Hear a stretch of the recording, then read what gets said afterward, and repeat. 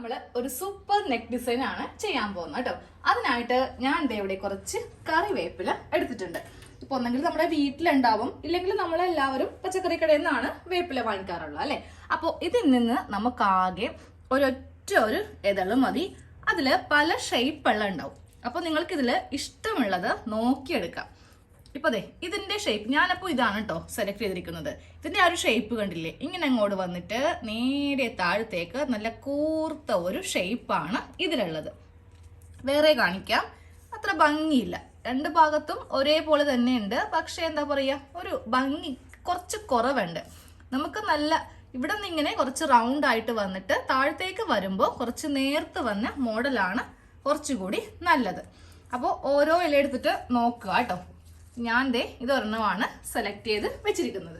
Neck നമ്മൾ design ചെയ്തതിന് മുന്നേ നമുക്ക് നമ്മുടെ ടോപ്പില് നെക്ക് ഒന്ന് കട്ട് ചെയ്തെടുക്കാം. അപ്പൊ ഞാനൊരു ബോട്ട് നെക്കാണ് 3.5 ഇഞ്ച് വീതിയും അതുപോലെ 3.5 ഇഞ്ച് ലെങ്ത്തിലും ഒരു ബോട്ട് നെക്ക് ഇങ്ങനെ ഒന്ന് കട്ട് ചെയ്ത് കൊടുക്കുവാണ് കേട്ടോ.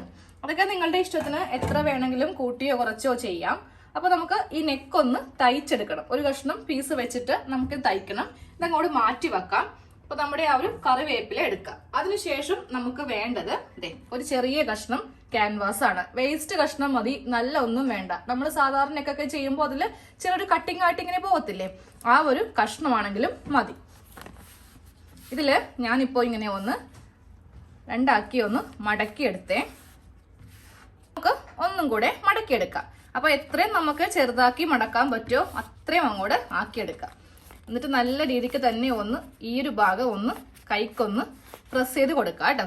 എന്നിട്ട് നമ്മുടെ കറിവേപ്പില എടുക്കാം.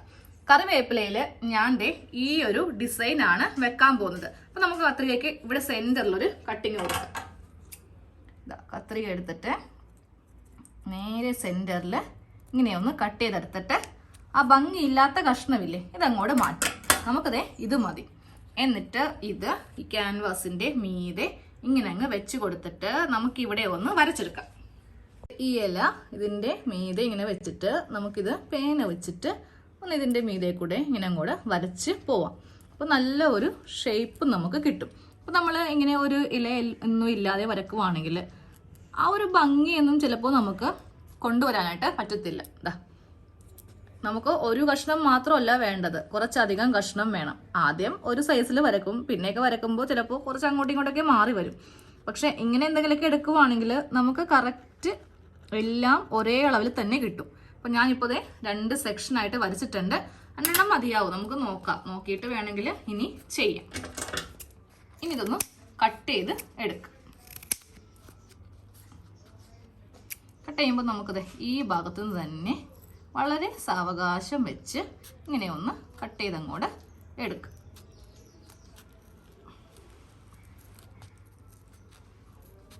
ഇതിപ്പോ കുറച്ചുണ്ടാവും കേട്ടോ, ഒരെണ്ണം മാത്രമല്ല 2 3 നമുക്ക് ഉണ്ടാവും. നോക്കാം എത്ര എണ്ണം ഉണ്ടാവും. കട്ട് ചെയ്തെടുത്തിട്ടുണ്ട്. 2 മടക്കാവുമ്പോൾ ഓപ്പൺ ചെയ്യുമ്പോൾ ഇങ്ങനത്തെ ഷേപ്പിനായിരിക്കും നമുക്ക് കിട്ടുക. ഇതിപ്പോ എത്ര എണ്ണം കാണിച്ചു തരാം. 1 2 3 4 ഒറ്റയടിക്ക് നമ്മളിപ്പോ 4 എണ്ണം കട്ട് ചെയ്തിട്ടുണ്ട്. അപ്പൊ ഞാൻ ഇതും കൂടെ കട്ട് ചെയ്യട്ടെ. അപ്പൊ ടോട്ടലായിട്ട് നമുക്ക് 8 എണ്ണം ഉണ്ട്, അത് മതി. 8 എണ്ണം ടോട്ടലായിട്ട് കട്ട് ചെയ്ത് എടുത്തിട്ടുണ്ട്. അപ്പൊ നമുക്ക് ഇനി ഇത് ഒട്ടിക്കാൻ വേണ്ടിയിട്ട് ഏതെങ്കിലും ഒരു തുണി എടുക്കാം കേട്ടോ. അപ്പൊ നിങ്ങളുടെ ബോട്ടത്തിന്റെ തുണിയാണെങ്കിലും മതി, അതുമല്ലെങ്കിൽ നമ്മളുടെ കുർത്തിയുമായിട്ട് ചേരുന്ന ഒരു കഷ്ണം തുണി എടുക്കാം. വെച്ചിട്ടൊന്ന് ഒട്ടിച്ചെടുത്തേ. അപ്പൊ ഞാനിപ്പോ പ്ലെയിൻ തുണിയിലാണ് ഇത് ഒട്ടിച്ചു കൊടുത്തിരിക്കുന്നത്. നമ്മൾ ഇത് വെച്ചിട്ട് നെക്ക് ഡിസൈൻ ചെയ്തിട്ട് ഒരു റെഡ് ലെഗിൻസ് ടോപ്പിനെ കൂടെ ഇടുവാണെങ്കിലൊക്കെ നല്ല ഭംഗിയായിരിക്കും കാണാൻ വേണ്ടിയിട്ട്. ഇനി നമുക്കിതൊന്ന് തയ്ച്ച് എടുക്കണം. നമ്മൾ വെട്ടിയെടുത്തത് ഇതുപോലെ ഒന്ന് തയ്ച്ച് എടുക്കണം. അതെങ്ങനെയാണെന്ന് കാണിച്ചു തരാം കേട്ടോ. അപ്പൊ ഫസ്റ്റ് ഈ ഒരു കഷ്ണം ഇങ്ങനെ അങ്ങോട്ട് എടുക്കുക. ഇതിന്റെ സൈഡിൽ വെച്ചിട്ടൊന്നും കട്ട് ചെയ്യേണ്ട ആവശ്യമില്ല, ഇങ്ങനെ ഒരു സ്ക്വയർ പീസായിട്ട് എടുത്താൽ മതി. അതിനുശേഷം നമുക്ക് ഒരു തുണി കഷ്ണം കൂടെ ഇങ്ങനെ അങ്ങോട്ട് എടുക്കാം. എന്നിട്ട് ഇതിന്റെ മീതെ വെച്ചിട്ട് ഈ ഒരു ഷേപ്പിൽ അങ്ങോട്ട് തയ്ച്ച് എടുക്കാം. വളരെ സാവകാശം തയ്ക്കുക.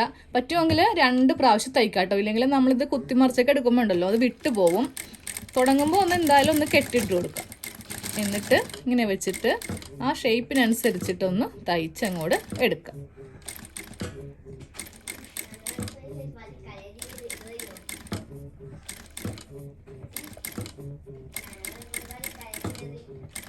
അപ്പം ഞാനിതിൻ്റെ തുടക്കം അവസാനം മാത്രമേ കെട്ടിട്ട് കൊടുത്തുള്ളൂ.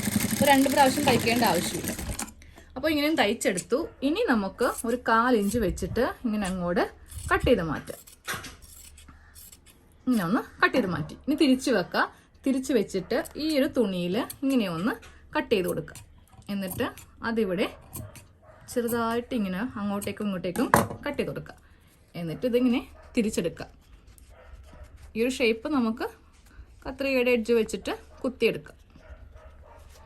ഇങ്ങനെ അങ്ങോട്ട് എടുക്കുമ്പോൾ തന്നെ നല്ല ഭംഗിയായിട്ട് നമുക്കിങ്ങനെ അങ്ങോട്ട് കിട്ടും. ഇത് ഒട്ടിക്കണ്ട കേട്ടോ. ഒട്ടിച്ചിട്ടുണ്ടെങ്കിൽ ആ ഒരു ഷേപ്പ് നമുക്ക് കിട്ടത്തില്ല. നമ്മളിത് മെയിൻ നെക്കിന് വെക്കുന്ന ഭാഗമാണ്. അപ്പോൾ ഇങ്ങനെ തന്നെ അങ്ങോട്ട് എടുക്കുക. അപ്പോൾ അതേ കുത്തി മറിച്ചെടുത്തിട്ടുണ്ട്. എന്നിട്ട് നമ്മൾ ഇതിൻ്റെ ഈ അറ്റത്തും കൂടെ ഒന്ന് തയ്ച്ചിങ്ങനെ വെക്കാം. എന്നിട്ട് പറ്റുമെങ്കിൽ ഒന്ന് അയൺ ചെയ്യുവാണെങ്കിൽ നല്ല ഭംഗിയായിരിക്കുമേ കാണാൻ വേണ്ടിയിട്ട്.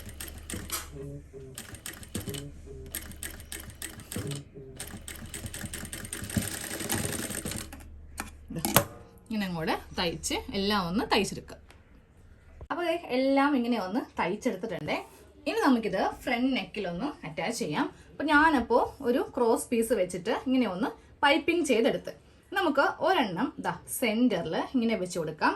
രണ്ടാമത്തേത് ഇങ്ങനെ നെക്കിനോട് ചേർന്ന് ഇങ്ങനെ ഒന്ന് വെച്ചിട്ട് നമുക്ക് ഇതിൻ്റെ മീതെയും ഒന്ന് തയ്ച്ച് എടുക്കാം.